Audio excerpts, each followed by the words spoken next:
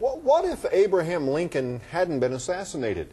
What if America lost World War II? These what-ifs are usually ignored by historians, but down in Norman there's a young writer who's not afraid to address them. News 9's Gam Matthews caught up with him today. Jeff Provine is rewriting history. Always been interested in what-ifs. He published some historical science fiction novels, and then last summer he started the blog on alternate history while recovering from a bout of food poisoning. One of his first subjects was Oklahoma's favorite son, Will Rogers. He's a comedy writer, he's a political activist, he's innovator in aviation. He's all these things wrapped into one and just suddenly gone. In Provine's reimagining, Will Rogers survives the plane crash in Point Barrow, Alaska in 1935 and goes on to bigger things, namely to the White House.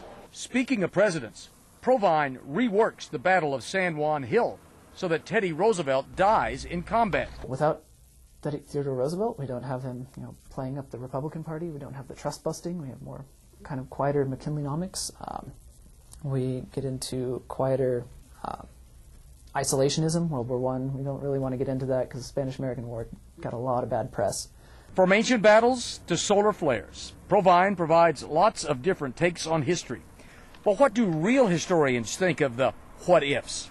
I have a friend who says repeatedly that I tell him my ideas, and he says, well, real history is more interesting, which I suppose it is since it actually happened.